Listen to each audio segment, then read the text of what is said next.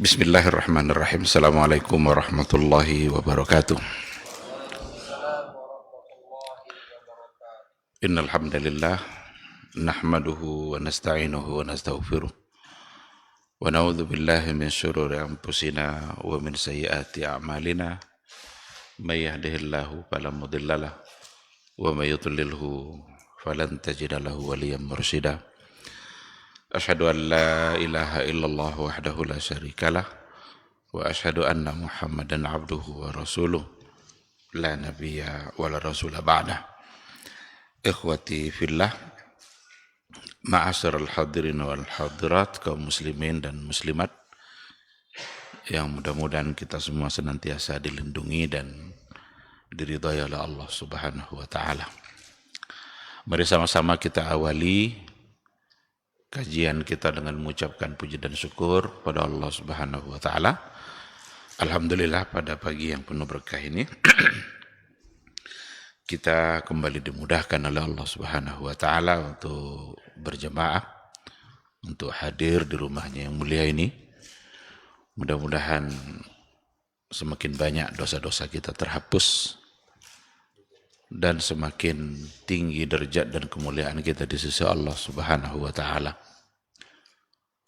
Karena kata Rasulullah sallallahu alaihi wasallam, tidaklah ada seseorang yang melangkahkan kakinya ke rumah Allah, tidak ada tujuannya kecuali hanya untuk salat. Kecuali setiap langkah itu dia akan mendapatkan keampunan satu dosa dan mendapat kemuliaan satu derajat. Mudah-mudahan fadilah itu di pagi ini bisa kita dapatkan, dan alhamdulillah kita dimudahkan pula untuk duduk di majelis ilmu, sebuah majelis yang sangat dicintai oleh Rasulullah sallallahu alaihi wasallam. Mudah-mudahan kita pagi ini benar-benar mendapatkan cinta Allah dan cinta Rasulullah sallallahu alaihi wasallam. Sama-sama kita juga harus berselawat dan salam untuk Rasul kita yang mulia, Nabi Muhammad sallallahu alaihi wasallam. Allahumma salli ala Muhammad wa ala ali Muhammad. Mudah-mudahan kita adalah orang-orang yang selalu dimudahkan oleh Allah Subhanahu wa taala untuk membuktikan cinta kita kepada beliau, karena beliau adalah orang yang sangat mencintai kita dan sangat merindukan kita. Harapannya tentu saja di hari mahsyar semua kita insya Allah bisa mendapatkan syafaat, pertolongan di hari yang sulit, hari di mana kita memang menunggu-nunggu pertolongan itu, hari di mana kita dihisab dan semua kita merasa amalnya kurang. Ikhwati fillah, ma'asyiral hadirin wal hadirat rahimani Allah wa iyyakum. Kembali pada pagi ini kita akan melanjutkan kajian akidah.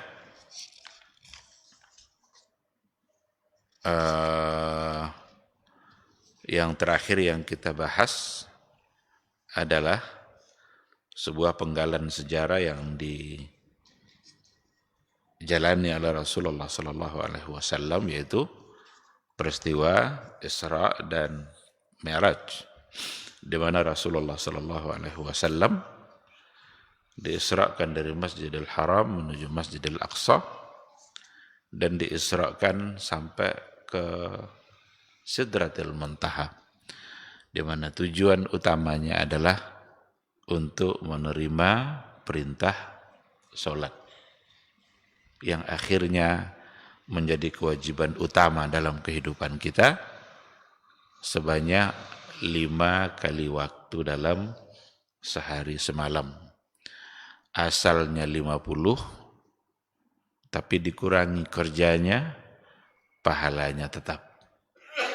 Dikurangi menjadi 5 dan pahalanya tetap sama, karena satu kebaikan dalam syariat Islam itu dibalas dengan 10 pahala. Wal hasanatu bi'asyri amsalihha. Satu kebaikan itu dibalas dengan 10 kali lipat. Itulah kemuliaan yang dimiliki oleh umat Nabi Muhammad sallallahu alaihi wasallam yang tidak dimiliki oleh umat-umat yang lain dan juga oleh nabi-nabi selain daripada Nabi Muhammad sallallahu alaihi wasallam. Bisa dikatakan bahwa peristiwa Isra Mi'raj itu mungkin juga sebagai seleksi iman untuk melakukan sesuatu yang besar dan sulit setelah itu, yaitu peristiwa hijrah. Setelah peristiwa Isra itu di sini dibahas persoalan hijrah. Hijrahnya Nabi kita bersama umat Islam itu dari Mekah menuju Madinah. Ini satu satu pilihan yang bagi orang-orang beriman sangat mudah. Tapi bagi orang-orang yang kurang kuat imannya akan sulit. Maka Isra Mi'raj itu bisa jadi sebagai seleksi kekuatan iman itu. Orang-orang yang tidak sanggup percaya itu saja, dia mungkin akan lebih sulit lagi untuk melaksanakan hal-hal yang lain. Maka ada memang di antara orang-orang yang sudah Islam tapi dia murtad, dia kembali menjadi kafir setelah mendengarkan peristiwa Isra dan Mi'raj. Karena dianggapnya itu sebagai sesuatu yang mustahil dan tidak masuk akal. Orang-orang seperti itu tidak perlu. Mau murtad silakan. Islam tidak memerlukan. Yang diperlukan oleh Islam, diperlukan oleh Rasulullah SAW adalah orang-orang yang punya keimanan yang kuat, punya keimanan yang kokoh, siap menerima apa saja yang disampaikan oleh Rasulullah SAW, karena memang Rasul adalah as-sadiqu al-masduq. Benar dia tidak pernah berbohong. Nah, orang-orang yang siap untuk itulah yang mereka juga akan siap untuk melakukan peristiwa hijrah, pindah, meninggalkan satu tempat yang paling mereka cintai untuk kemudian pindah ke tempat yang baru, yang di situ tidak ada hartanya, tidak ada keluarganya jika tidak ikut, dan itu tempat di mana belum mereka kenali. Orang biasanya kalau sudah memiliki satu tempat yang itu menjadi tempat yang biasa dia tinggalkan, yang biasa dia tempati, lalu ditinggalkan, pasti akan menjadi kenangan yang sulit untuk dilupakan. Akan selalu ingin kembali, tapi mereka harus meninggalkan Mekah. Bahkan Rasul pun mengucapkan kata-kata di mana Mekah itu sangat dia cintai. Mekah itu sangat dicintai oleh Rasulullah sallallahu alaihi wasallam. Kalaulah bukan karena perlakuan masyarakatnya yang menolak dakwah, dan kalaulah bukan juga karena perintah Allah untuk pindah, barangkali Nabi akan tetap berada di Makkah. Karena itu satu tempat, satu wilayah, masqat ras, yang sangat dicintai oleh Rasulullah sallallahu alaihi wasallam. Baik. Qala al-muallif rahimahullah, wal hijratu al-intiqalu min baladis syirki ila baladil Islam.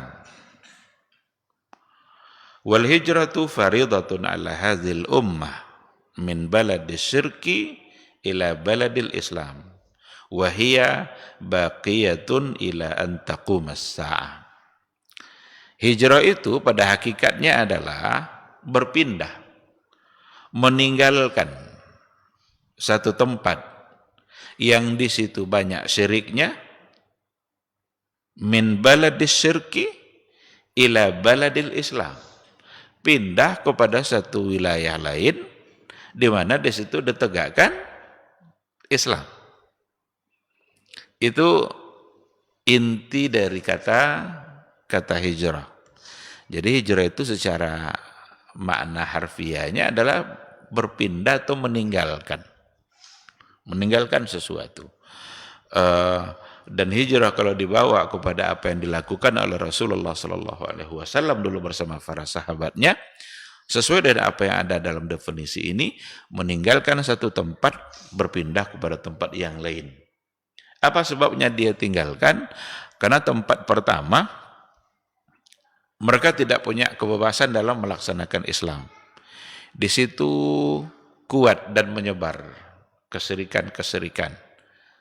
Sehingga perlu ada tempat yang nyaman di mana di situ ditegakkan Islam. Dan tempat yang nyaman itu adalah Yathrib. Nama sebelum Madinah itu adalah Yathrib. Pada akhirnya nanti nama itu diganti oleh Rasulullah Sallallahu Alaihi Wasallam. Karena kesan orang untuk nama Yathrib itu kesan yang tidak baik, karena di Madinah, di Yathrib ketika itu banyak menyebar penyakit. Maka ketika Nabi kita masuk ke kota Madinah, didoakanlah oleh Rasulullah Sallallahu Alaihi Wasallam agar kota Madinah itu diberkahi oleh Allah sebagaimana diberkahinya kota Mekah, dan kemudian Nabi berdoa agar penyakit-penyakit yang ada di situ dipindahkan ke tempat yang lain, dan Nabi mengganti namanya menjadi Al-Madinah. Maka pantas disebut dengan Al-Madinatun Nabawiyah karena memang nama itu datang dari Rasulullah Sallallahu Alaihi Wasallam. Dan ternyata istilah Madinah sampai hari ini itu berkekalan dan menjadi pilihan. Karena Madinah itu artinya adalah kota yang maju. Bahkan itu menjadi standar untuk sebuah kota. Disebut maju atau tidak, yang dipakai adalah apa yang telah ditetapkan oleh Rasulullah Sallallahu Alaihi Wasallam. Jadi hijrah itu berpindah dari satu tempat yang di situ ada kesyirikannya dan pindah ke tempat yang lain yang di situ lebih mudah untuk menegakkan Islam. Sebenarnya hijrah itu sudah terjadi beberapa kali sebelumnya. Sebelum hijrah ke Madinah, itu terjadi hijrah-hijrah yang sebelumnya dilakukan oleh sahabat. Seperti hijrah ke Habasyah, hijrah ke wilayah Ethiopia, di mana di sana ada seorang raja Najasyi yang kata Rasulullah Sallallahu Alaihi Wasallam, la yuzlamu indahu ahadun, tidak dizalimi siapapun yang tinggal di wilayah dia. Jadi Nabi menyuruh, pindahlah, hijrahlah kalian ke sana, karena di sana ada seorang raja, di mana raja itu raja yang baik, la yuzlamu ahadun indahu, enggak ada yang disakiti orang-orang yang hidup di bawah kepemimpinan dia.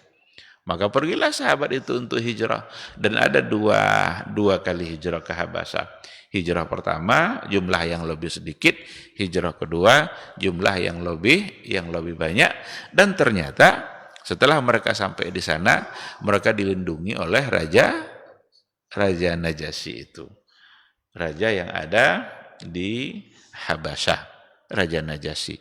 Mereka dibiarkan untuk beragama karena dia merasa apa yang menjadi keyakinan mereka sama dengan yang menjadi keyakinan dia sendiri. Karena dia seorang raja yang masih mengamalkan kitab-kitab Nabi yang sebelumnya, di mana Tuhannya adalah Allah, dan dia tidak mau mengakui bahwa Isa adalah anak Allah. Kesamaan akidah itu, kesamaan keyakinan itu membuat raja tadi mencintai mereka dan memberikan perlindungan. Nah, itulah sebabnya ketika raja itu wafat, ketika Raja Najasyi itu wafat, Nabi mendapatkan berita wafatnya.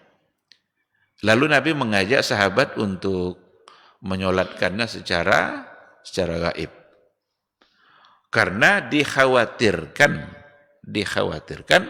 dia di negerinya sendiri belum di belum disolatkan secara syar'i. Kira-kira kalau seandainya Nabi menyolatkan dia muslim enggak? Pasti muslim. Berarti Raja Najasyi adalah raja yang muslim. Mayoritas ulama itu mengatakan bahwa Raja Najasyi, Raja Habasyah itu raja yang muslim. Kalau tidak muslim, tidak mungkin disolatkan oleh Rasulullah Sallallahu Alaihi Wasallam.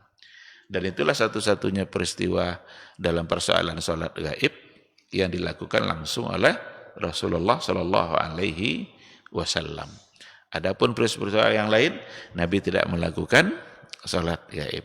Sehingga muncul pula perselisihan di kalangan para ulama, kira-kira salat gaib itu dianjurkan atau tidak? Kalau secara umum, iya, karena Nabi melakukan. Tetapi sebagian mengatakan seandainya dia memang sudah dilaksanakan salatnya di sana secara pasti, maka tidak perlu lagi untuk disolatkan secara gaib. Kecuali untuk orang-orang yang memang belum disolatkan. Apa contohnya? Orang-orang yang dapat bencana, dapat musibah, tidak tahu di mana rimbanya, kita yakin dia sudah wafat, maka bisa saja dilakukan solat secara gaib. Jadi secara hukum asal itu dapat dibenarkan karena memang Nabi termasuk yang melakukan. Nah,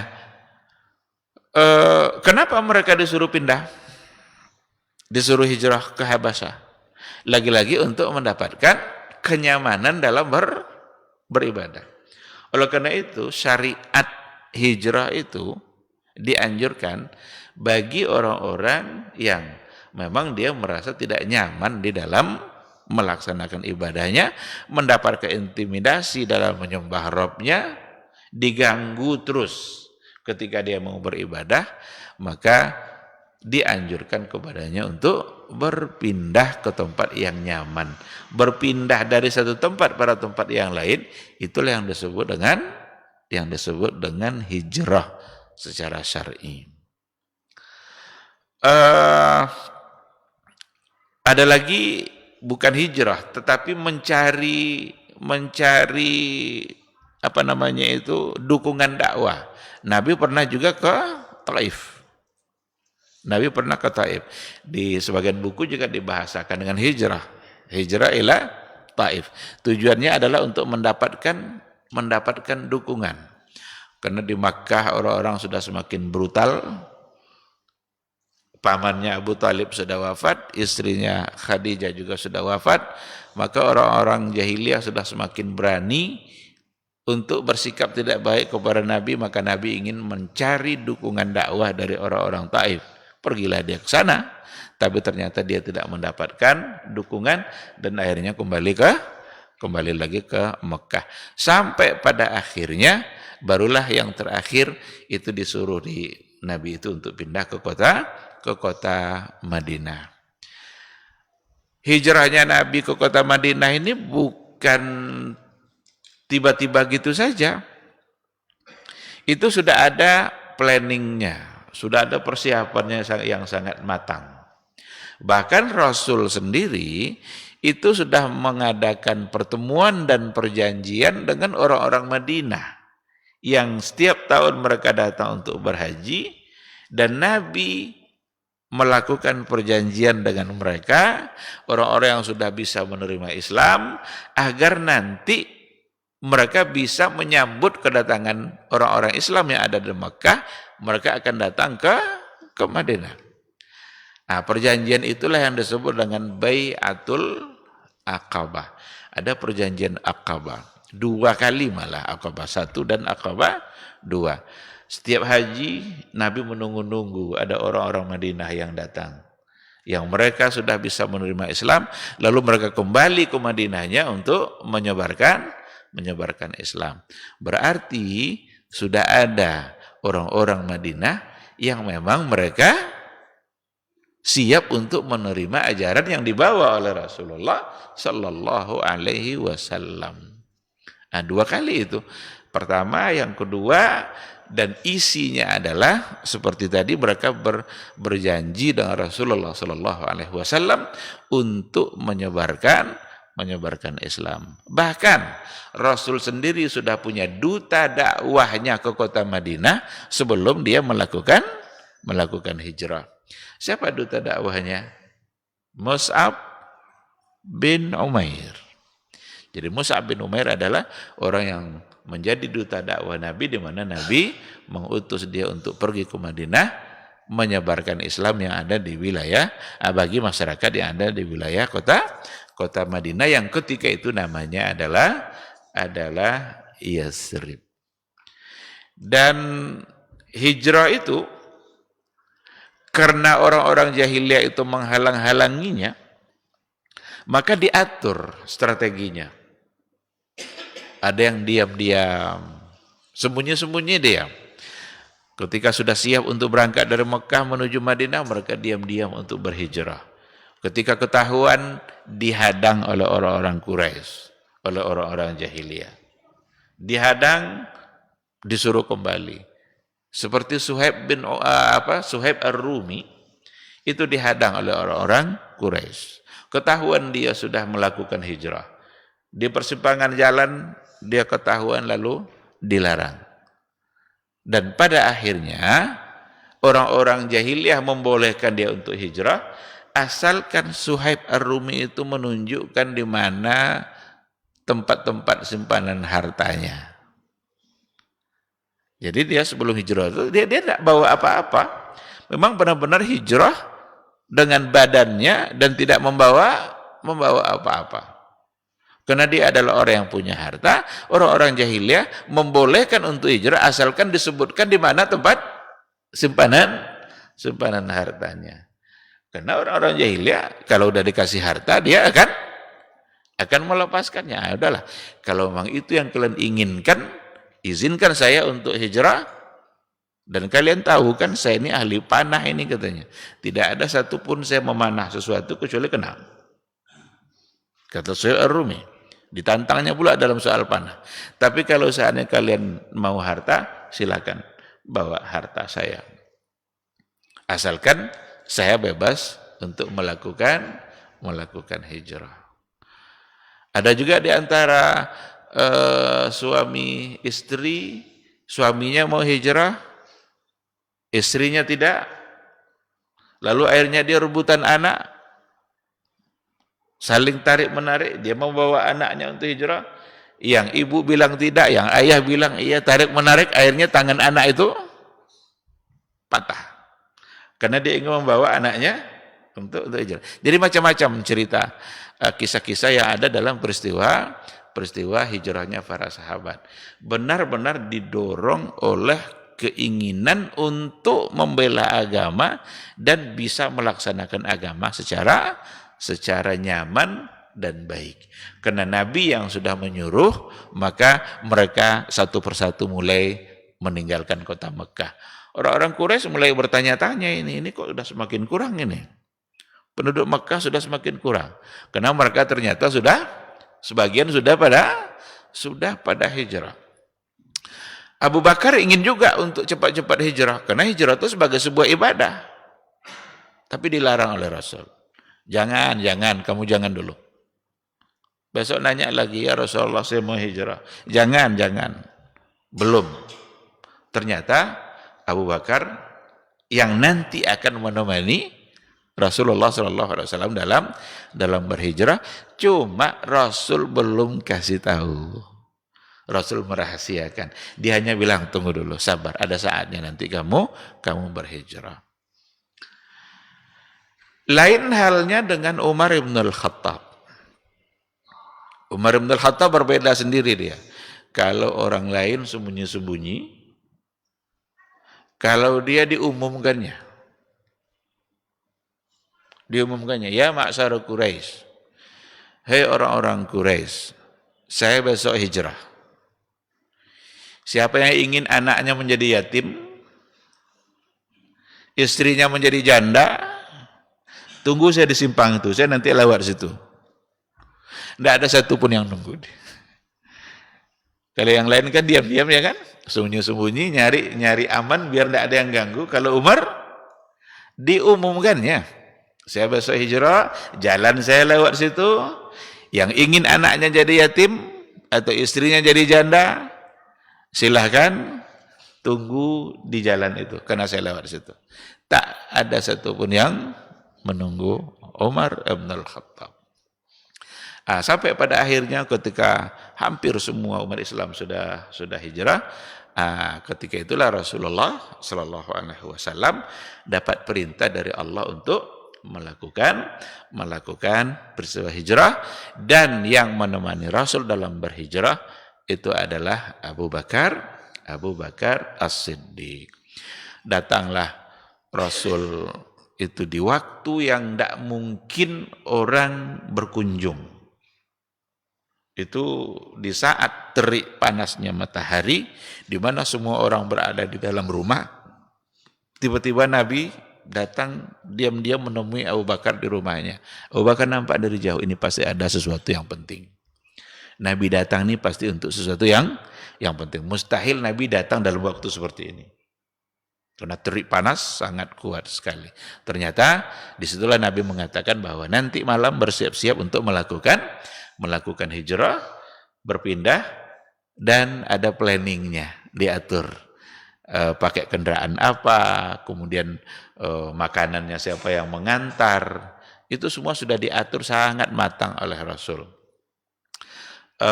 Ada bekal-bekal yang mau diikatkan di onta, itu perlu ikatan, perlu tali untuk mengikat. Ketika itu tidak ada tali, maka Asma itu mengambil tali yang biasa diikatkannya di pinggangnya untuk dibelah dua, untuk mengikat barang-barang yang tadi itu.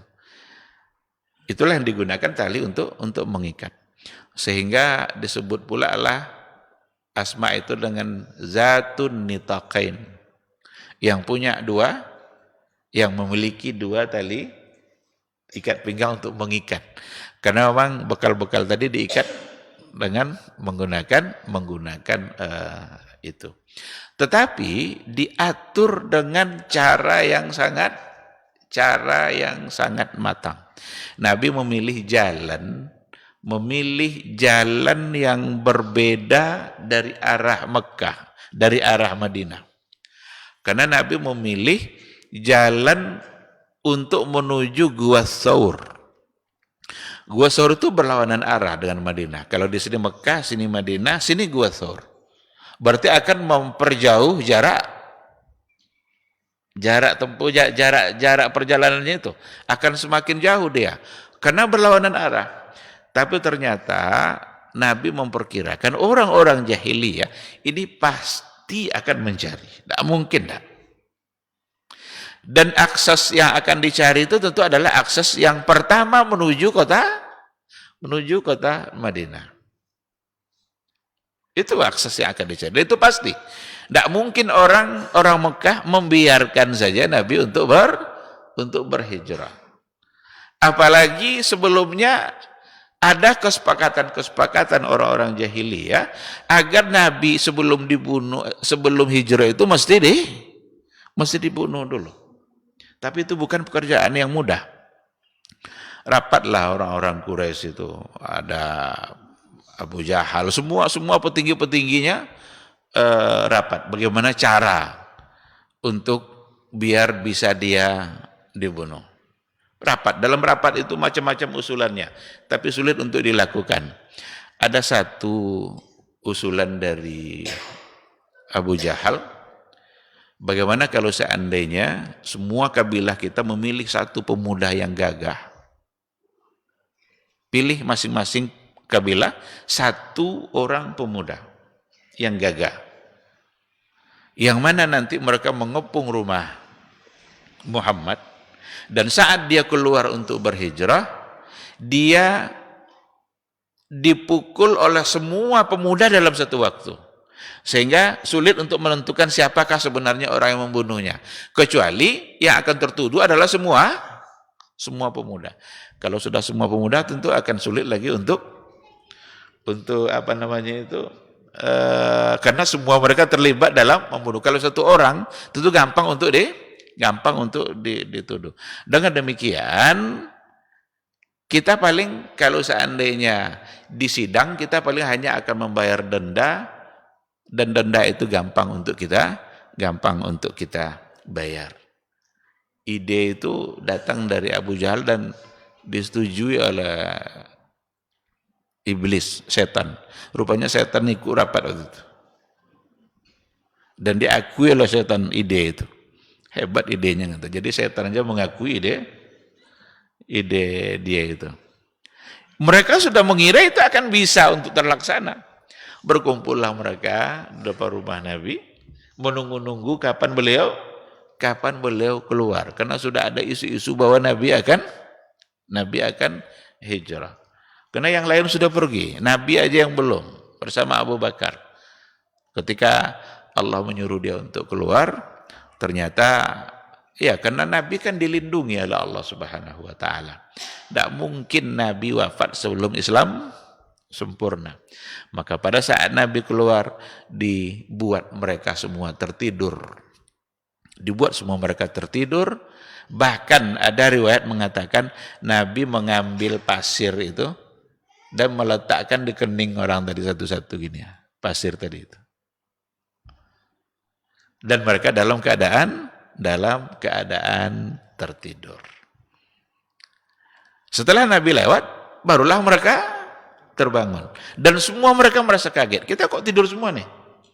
Akhirnya mereka masuk ke dalam rumah, tengok di situ ada seseorang yang tidur dan menggunakan selimut Rasulullah Sallallahu Alaihi Wasallam. Mereka mengira bahwa itu adalah Nabi karena selimut dia. Ternyata itu adalah Ali bin Abi Thalib. Ali yang menggantikan posisi Nabi. Ali ini bukan tidak tahu dengan ancaman yang akan dia rasakan. Karena Ali tahu bahwa orang-orang di luar itu sedang menunggu keluarnya Nabi. Kalau nanti Nabi tidak keluar-keluar juga, tentu mereka akan masuk. Dan yang akan dicarinya adalah tempat tidur di mana Nabi berada. Ali sangat paham. Cuma karena itu adalah Nabi yang menyuruh, akhirnya Ali merasa tenang. Karena perintah Nabi. Itulah seharusnya sikap kita di hadapan perintah Nabi kita yang mulia. Tidak ada yang harus dikhawatirkan. Tidak ada yang harus ditakuti. Karena kalau Nabi kita yang menyuruh, pasti di baliknya akan ada kebaikan-kebaikan dan keberkahan. Jadi tidak ada yang harus ditakutkan. Kalau menakuti sesuatu yang berada dalam perintah Nabi, berarti kita menolaknya dan ragu dengan kebaikan yang ada di dalam perintah itu. Nah, karena itu kalau datang dari Nabi perintahnya begini kata Rasul, ya udah kita kan tinggal taat. Karena di baliknya pasti ada kebaikan. Mustahil Rasul menyuruh sesuatu kalau seandainya itu tidak baik. Sesuatu yang secara zahir tidak baik saja, tetapi Ali siap. Karena secara zahir kan gawat itu. Siap-siap untuk mati itu. Tetapi Ali dengan segala kekuatan keimanan yang dia punya, dia tidur di situ, dia yang berselimutkan selimut Rasul, kemudian ketika orang itu masuk ditengok ternyata adalah Ali ibn Abi Thalib. Ditanya, "Mana Muhammad?" Saya tidak tahu. Saya hanya tidur di sini dan saya tidak tahu. Nabi padahal bersama Abu Bakar sudah pergi diam-diam menuju Gua Thaur. Yang berlawanan arah tadi dengan kota Madinah. Sibuklah orang-orang Quraisy untuk mencari dan akses pertama yang mereka cari adalah jalan menuju kota Madinah. Seandainya Nabi terus dengan jalan menuju kota Madinah, maka akan cepat ketahuan. Tapi dia pilih Gua Thaur yang ternyata memang semua akses sudah mereka cari, tak ketemu yang namanya Muhammad. Kecuali satu. Ada satu yang belum mereka lihat. Yang satu itu adalah Gua Thaur. Itu yang terakhir yang ditengok oleh orang Jawa. Oh, mungkin dia ada di sana. Karena tidak ada lagi tempat kita sudah cari kecuali yang satu itu. Pergilah mereka ke sana dan ternyata Allah lagi-lagi menunjukkan kekuasaannya menjaga Rasulnya yang mulia, dibuat seolah-olah di Gua Thawr itu tidak pernah ada yang masuk. Ada laba-laba yang buat sarang, ada burung yang bertengger di situ di bibir gua. Kata mereka, ini kalau seandainya ada orang masuk, pasti tidak mungkin akan ada sarang-sarang laba-laba atau burung-burung yang bebas main di mulut gua. Kalau memang ada orang yang masuk. Abu Bakar di dalam sudah ketakutan ini. Ya Rasulullah, dia sudah ada di atas. Nah, disitulah Nabi mengatakan, la tahzan, jangan kamu bersedih. Innallaha ma'ana. Sesungguhnya Allah bersama kita. Bayangkan ungkapan Nabi ini, innallaha ma'ana, bersama kita. Sementara Nabi Musa ketika dikejar-kejar oleh Fir'aun, Nabi Musa dikejar-kejar oleh Fir'aun. Musa dengan segerombolan umatnya yang sangat banyak sekali. Umatnya yang sudah ikut dia, yang sudah bertaubat, tidak percaya lagi kepada sihir-sihir itu. Umatnya ini juga mengaku mengadu kepada Nabi Musa. Ini gimana nih Musa? Firaun mengejar kita. Kita pasti akan dapat. Apa jawaban Nabi Musa ketika itu? Enggak usah khawatir, enggak usah takut. Inna ma'iya Rabbi. Sesungguhnya bersamaku ada Rabbku. Umat yang sebanyak itu, tapi Nabi tidak sebut umat itu. Dia hanya bilang, ma'iya Rabbi. Bersama saya ada Rabb. Sementara Rasul hanya bersama satu orang Abu Bakar, dia mengatakan, ma'ana Rabbi. Ada di antara ulama yang bilang, satu orang Abu Bakar imannya bisa mengalahkan orang yang sebanyak tadi itu. Karena Rasul hanya bersama Abu Bakar, lalu ia mengatakan, ma'ana la tahzan innallaha ma'ana. Allah bersama kita. Sementara Nabi Musa dengan umat yang begitu banyak, dia tidak sebut ma'ana, tapi ma'iya Rabbi. Bersama saya ada Rabb. Jadi tergambar di situ fadilah dan keutamaan yang ada pada Abu Bakar. Karena memang kalau kita baca sejarah bagaimana hijrahnya, betul-betul Abu Bakar itu menunjukkan cintanya kepada Rasulullah Sallallahu Alaihi Wasallam yang barangkali kita tidak akan mungkin untuk membaca sejarah itu dengan lengkap. Tapi dalam buku-buku sejarah itu diceritakan beberapa kisah-kisah yang mereka alami. Belum boleh oleh Abu Bakar Rasul masuk kecuali dia sudah bereskan dulu. Kalau dia sudah merasa aman, barulah silakan ya Rasulullah, silakan masuk. Kalau sudah merasa aman. Ada dalam kegelapan itu dicek oleh Abu Bakar, ada lubang-lubang, kalau ada lubang ditutup. Ada lubang sini ditutup lagi. Ada potongan-potongan kain yang ada di dia kemudian ditutup lagi. Siapa tahu itu adalah sarangnya ular atau yang berbisa. Itu yang dilakukan oleh Abu Bakar. Bahkan dalam riwayat juga ketika mereka sudah berada di dalam, Rasul tidur di pahanya Abu Bakar. Abu Bakar digigit, disengat ketika itu oleh kalajengking, tapi Abu Bakar menahan sakit karena Nabi sedang tidur, tidak ingin Nabi itu terganggu. Itu tidak mudah itu, yang begitu itu benar-benar bukti bahwa dia lebih mencintai Rasul daripada dirinya sendiri. Pas ada tetesan air mata dia jatuh kepada Rasul, lalu Rasul terbangun. Ada apa Abu Bakar, kenapa nangis? Barulah ketahuan kalau dia digigit oleh kalajengking. Tapi Rasulullah dengan olesan sedikit tangan saja, lalu kemudian bisa sembuh. Begitulah Rasul yang mulia. Itu 3 hari di situ. Bukan sehari aja, sampai 3 hari. Siapa yang mengantar makanannya? Sudah lengkap orang yang mengantar makanan itu. Termasuk informasi tentang keadaan Mekah. Kira-kira Mekah sudah, isu-isu Nabi hijrah sudah hilang belum? Kalau belum, Nabi masih berada di dalam. Karena ada orang yang bolak-balik ngantar bekal makanannya. Kemudian juga ada informasi-informasi dari dia seolah-olah dia itu mengembala onta atau apa, tapi ternyata tujuannya adalah untuk menyampaikan informasi. Setelah 3 hari dirasa aman Mekah ketika itu, barulah Rasul bersama Abu Bakar keluar dari Gua Thur dan diam-diam menuju kota Madinah.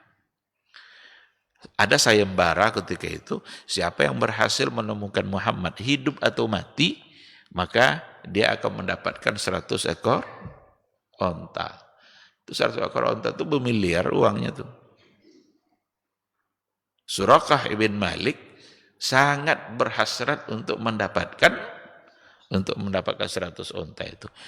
Dicari sekeliling Mekah dan semua akses menuju Madinah. Dapatlah dia informasi kalau di sana ada tadi sepertinya 2 orang yang sedang menuju Madinah. Pergi dia. Ternyata betul. Itu adalah Nabi Muhammad sallallahu alaihi wasallam bersama Abu Bakar. Kadang-kadang Abu Bakar di depan, kadang-kadang Abu Bakar di belakang, kadang-kadang di samping, kadang-kadang di kanannya. Pokoknya itu aja kerja Abu Bakar, menjaga Rasul. Dari jauh Suraqah nampak, wah itu dia. Ini bakal dapat 100 onta ini. Sampai dia di situ, ketika mendekat kepada Abu Bakar dan Rasulullah SAW, pada saat dia ingin menangkapnya atau ingin membunuhnya, tiba-tiba kaki kudanya itu tidak bisa melangkah, tertanam, tidak bisa melangkah. Nabi nengok, dan akhirnya Nabi memaafkan, tapi jangan ulang lagi. Iya katanya. Akhirnya kudanya bisa lagi bergerak, berjalan. Nabi melanjutkan, ternyata dia kembali untuk ingin menangkapnya, dan lagi-lagi kaki ontanya sampai 3 kali. Apa kata Suraqah? Ini benar-benar bukan orang biasa ini. Tidak akan mungkin kita untuk membunuhnya dan menangkapnya. Akhirnya dia pergi, benar-benar meninggalkan dan menghilangkan niatnya, karena tidak akan mungkin untuk dilakukan. Karena Allah yang menjaga. Sesuatu yang dijaga oleh Allah itu pasti aman dan selamat. Berjalanlah mereka, dalam perjalanannya ada banyak kisah-kisah, ketemu dengan ada namanya Ummu Ma'bad. Ummu Ma'bad itu seseorang yang tinggal di jalanan dari antara Mekah dan Madinah. Ketika itu Rasul bersama Abu Bakar merasa haus. Dia mampir, ada air kah? Ada susu? Karena biasa kalau bertamu kan ada susu kambing dan ini. Dia bilang, kami tidak punya apa-apa, inilah kambing kami, tidak ada susunya. Tapi ternyata ketika dipegang oleh Nabi, air susunya itu, tempat keluar air susunya itu, ternyata keluar terus sampai jumlahnya sangat banyak sekali. Pulang suaminya, ini dari mana ini susu kambing, kok ada banyak begini? Dia bilang, ada tadi seseorang yang lewat di sini, dia tujuannya untuk menuju kota Madinah, datang dari Mekah, ciri-cirinya ini. Apa kata suaminya? Inilah orang yang selama ini ingin saya cari-cari itu. Ternyata dia sudah dapat informasi tentang yang namanya Muhammad, seorang nabi, membawa sebuah risalah, cuma dia belum sempat untuk ketemu. Pas dia mampir di rumahnya, enggak pula dia ada. Cuma ada bekas-bekas mukjizatnya ada. Air susu yang keluar dari kambing-kambing kurus. Kambing kan biasanya kalau kurus dia tidak punya air susu. Tapi karena airnya banyak dan berlebihan pula. Inilah yang selama ini ingin saya cari, ingin saya jumpai. Dicarinya. Dan pada akhirnya dia ikut menuju jalannya Rasulullah sallallahu alaihi wasallam. Itu peristiwa istrinya bernama Ummu Ma'bad. Nah, begitulah kira-kira sekilas tentang peristiwa hijrahnya Rasulullah sallallahu alaihi wasallam ke kota Madinah. Sebelum sampai ke kota Madinah, Nabi mampir di Kuba, maka dibangunlah di situ masjid. Dibangun masjid. Masjid Kuba berarti lebih dahulu dibangun daripada masjid Madinah. Yang ussisa ala taqwa, yang dibangun di atas ketakwaan.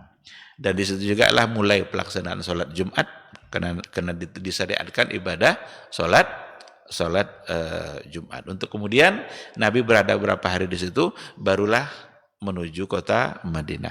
Ternyata orang-orang Madinah sudah siap-siap menunggu kedatangan Nabi karena mereka merindukan. Kenapa mereka merindukan? Karena memang sudah ada kesepakatan perjanjian awal yang ada pada Aqabah 1 dan 2 tadi. Bahwa Nabi akan datang, umat Islam akan datang dari Mekah untuk kemudian menyebarkan Islam di kota Madinah. Maka ditunggu-tunggu, setiap hari mereka tunggu-tunggu. Ada yang naik ke lantai 2-nya nengok, ada orang datang atau enggak. Ada yang sengaja naik ke pohon kurmanya, nengok ada enggak yang dari kejauhan. Karena sudah ditunggu-tunggu kedatangannya. Sampai pada akhirnya memang Nabi datang bersama Abu Bakar dan disambut dengan luar biasa oleh orang-orang Madinah. Bahkan masing-masing mereka inginnya Rasul itu bersama dia. Inginnya Nabi itu nginap bersama dia. Tentu akan ada banyak pilihan. Tapi pada akhirnya Rasul menginap di rumah Abu Ayyub Al-Ansari. Jadi ada riwayat yang mengatakan begini, karena Nabi sulit untuk memilih di mana dia nginap, dibiarkan aja onta berjalan. Nanti di mana onta itu berhenti, rumah samping itulah Nabi. Jadi onta jalan nengok-nengok ada kiri kanan gini.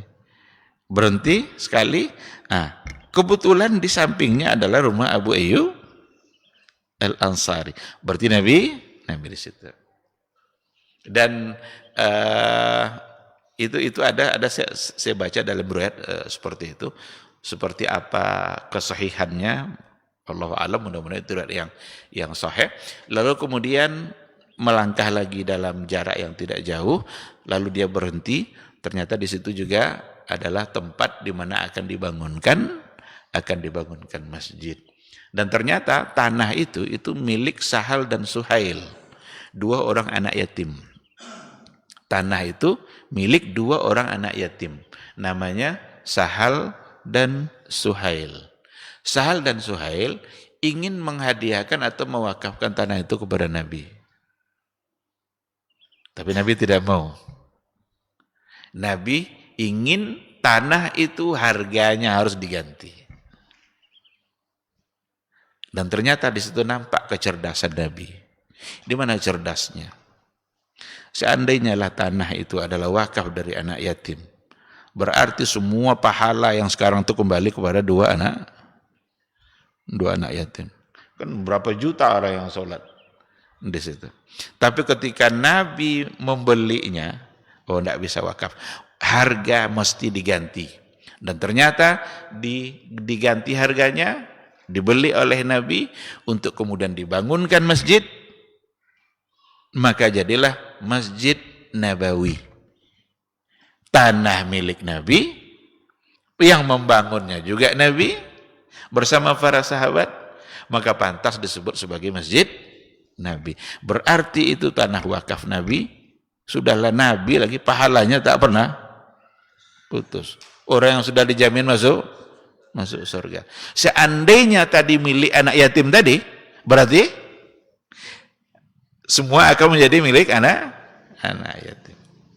Tapi itu adalah petunjuk-petunjuk wahyu yang datang dari Allah Subhanahu wa ta'ala. Nginap di rumah Abu Ayyub. Abu Ayyub rumahnya 2 tingkat. Nabi di bawah, kemudian dia di atas. Pada akhirnya dia merasa tidak nyaman. Masa saya pula yang di atas? Berarti dia di atas Nabi nih, seolah dia lewat terus di atas kepala Nabi. Akhirnya berubah pikiran sampai pada akhirnya Nabi sendiri ketika sudah selesai membangun masjid, maka dibangun pula satu rumah di mana itu adalah rumahnya Rasulullah sallallahu alaihi wasallam.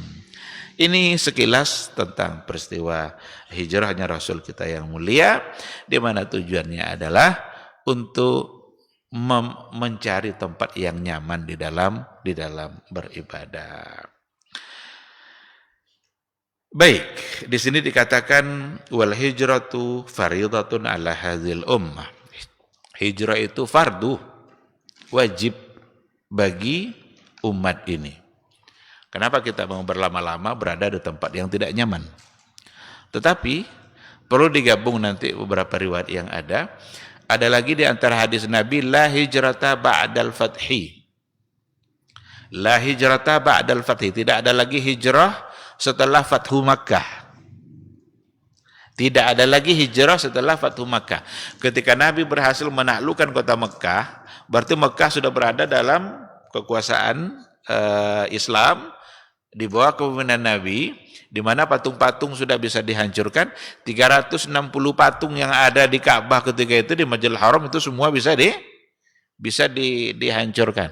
Sehingga Mekah sudah di bawah kepemimpinan Rasulullah sallallahu alaihi wasallam. Berarti sudah aman. Kalau sudah aman, buat apa lagi hijrah?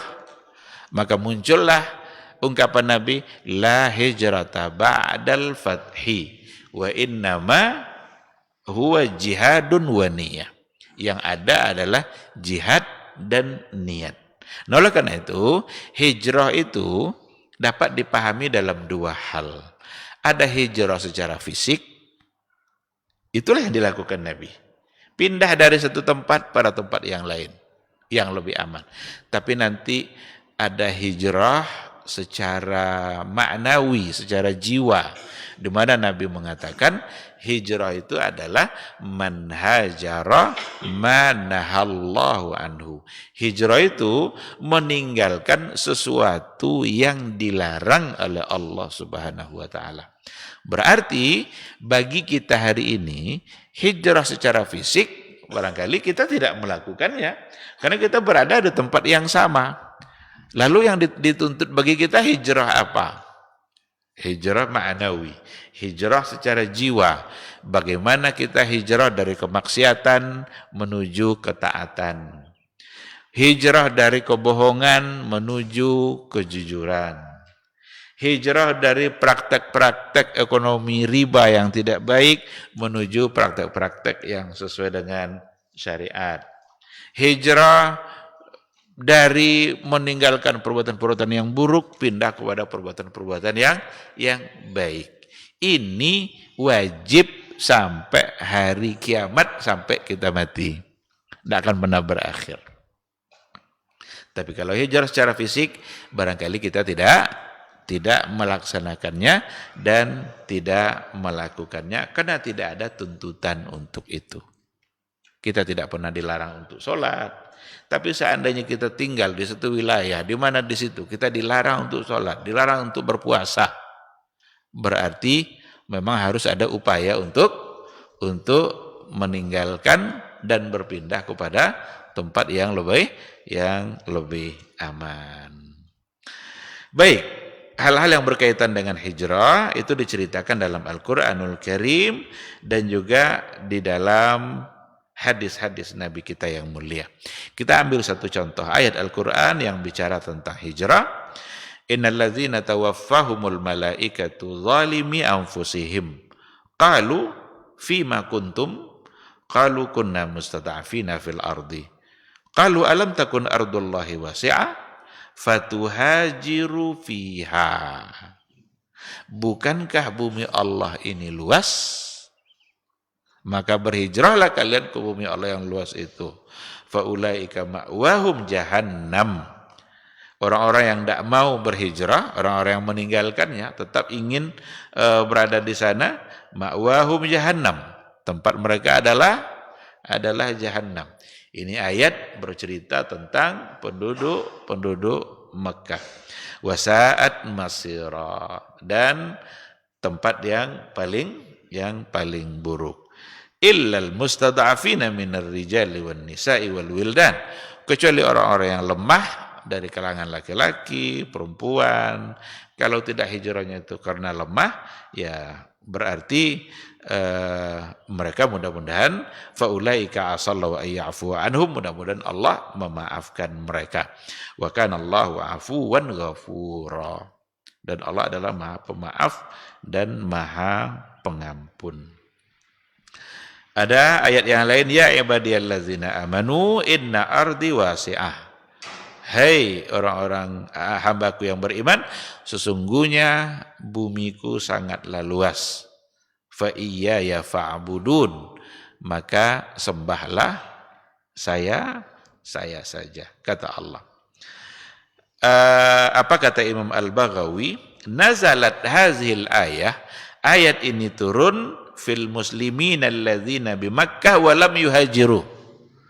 Ayat ini turun pada orang-orang muslim yang ada di Mekah, walam yuhajiru, sementara mereka enggan untuk berhijrah atau tidak mau berhijrah. Nadahumullahu bismil iman, dipanggil mereka oleh Allah dengan nama iman. Atas nama iman Allah panggil, ya ibadiyallazina amanu. Ada dalam hadis Nabi, la tanqati'ul hijratu hatta tanqati'at taubah. Enggak akan terputus hijrah itu sampai terputus pula kesempatan taubat. Wala tanqati'ut taubah hatta tatlu'a asy-syamsu min maghribiha. Dan belum akan terputus masa bertaubat kecuali kalau matahari sudah terbit di barat. Nah, ketika Nabi mengatakan tidak terputus hijrah kecuali sampai terputus taubat, berarti akan ada terus hijrah itu. Dan untuk kita sekarang hijrah apa? Inilah yang tadi itu. Untuk kita hari ini, seandainya tidak pada hijrah tempat, hijrah secara fisik, maka yang harus dilakukan adalah hijrah secara maknawi.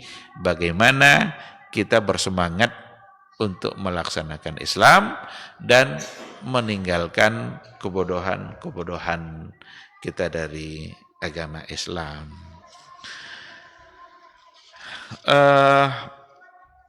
Ini mungkin yang bisa kita bahas pada pagi hari ini.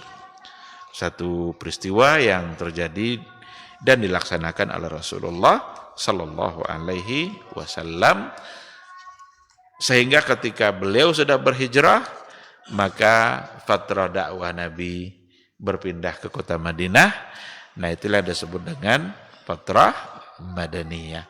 Ayat-ayat yang diturunkan setelah hijrah pun disebut dengan ayat-ayat Madaniyah.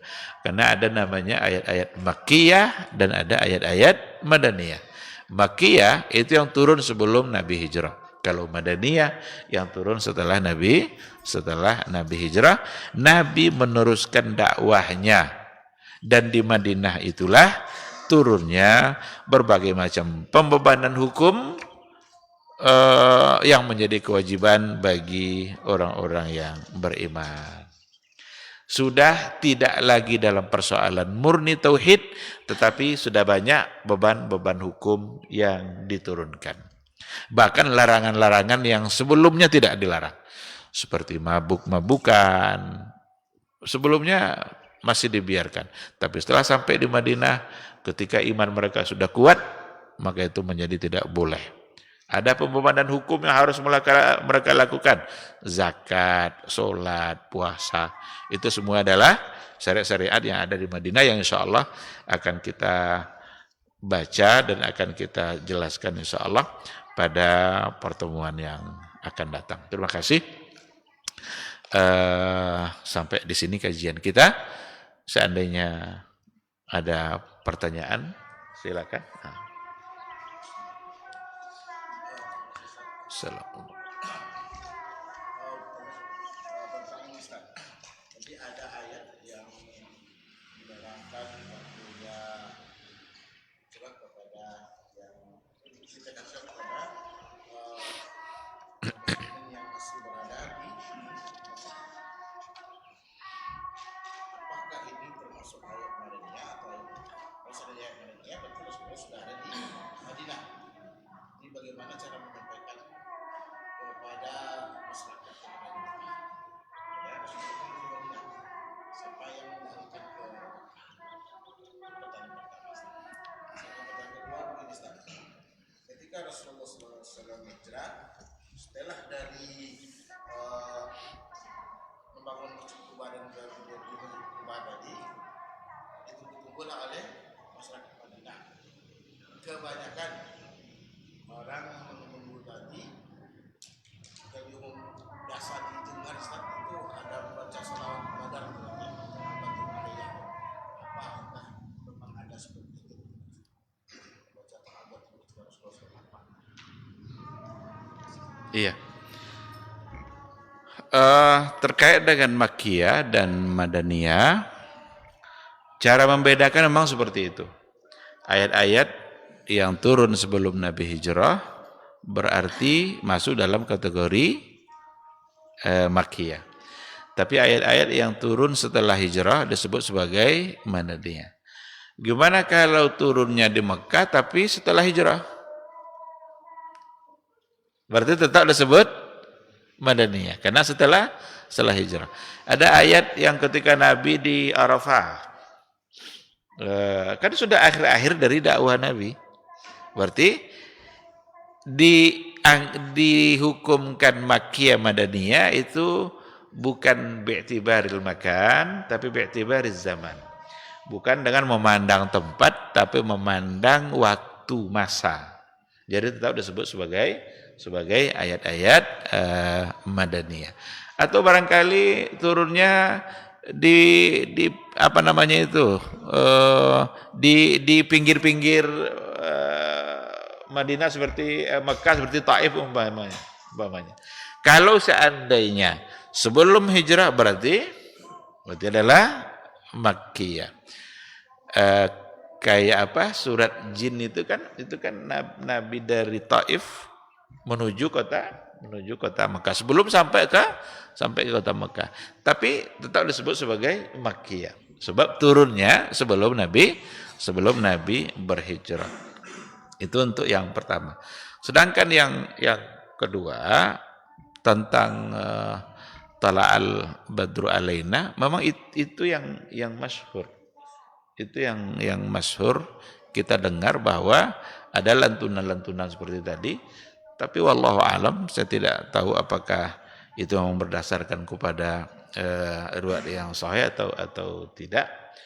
Saya tidak bisa memberikan kepastiannya sekarang, mungkin mudah-mudahan nanti bisa kita cari lagi referensi yang ada terkait dengan syair-syair Tala'al Badru Alaina min Thaniyatil Wada'i.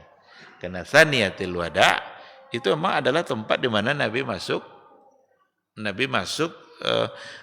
ke kota Madinah itu dari tempat namanya Thaniyatil Wada'. Kalau ditengok dari isi syair itu bisa benar. Cuma apakah mereka dulu melantunkan itu atau tidak? Wallahu a'lam. Atau hanya sekadar mengingat sejarah yang terjadi pada Rasulullah SAW.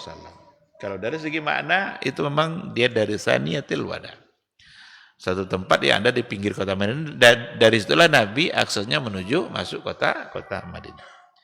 Nah, cuma yang jadi pertanyaan, apakah dulu itu saat itu diucapkan mereka saat menunggu-nunggu Nabi itu atau tidak? Itu yang perlu untuk kita pastikan.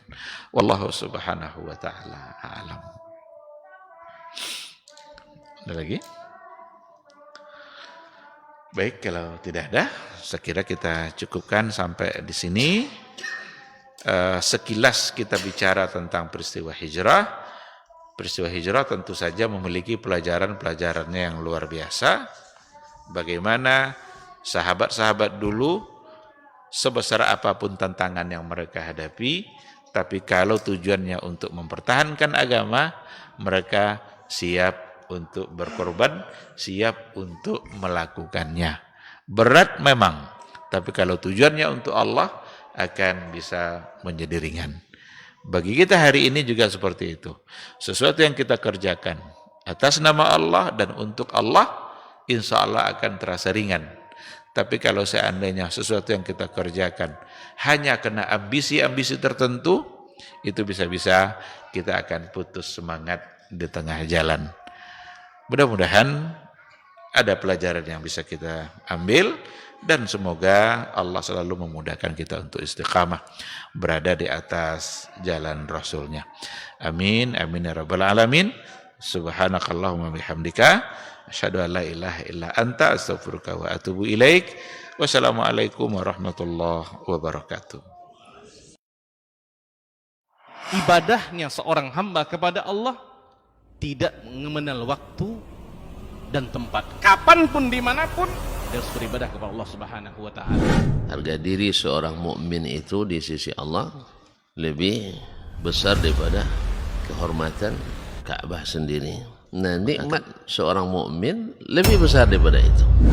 Man amila li akhiratihi kafahu Allahu amra dunia. Barang siapa yang beramal untuk akhiratnya, Allah akan cukupkan baginya urusan dunianya. Berjuang dengan harta untuk membela agama Allah Subhanahu wa Ta'ala, hendaklah menjadi penopang terhadap dakwah ini, bukan sebaliknya yang menghalangi dakwah ini, tapi jadilah keluarga muslim yang menopang dakwah Islam. Kenikmatan dunia ini lebih remeh dari sekedar sayap seekor nyamuk. Tidak patut bagi seorang yang beriman bersedih ketika tidak mendapatkan kenikmatan dunia. Nabi SAW katakan, la tahkiranna 'anil ma'rufi syai'a walau an talqa akhaka biwajhin taliq. Jangan kamu pandang remeh suatu kebaikan walaupun sedikit. Apa sedikitnya?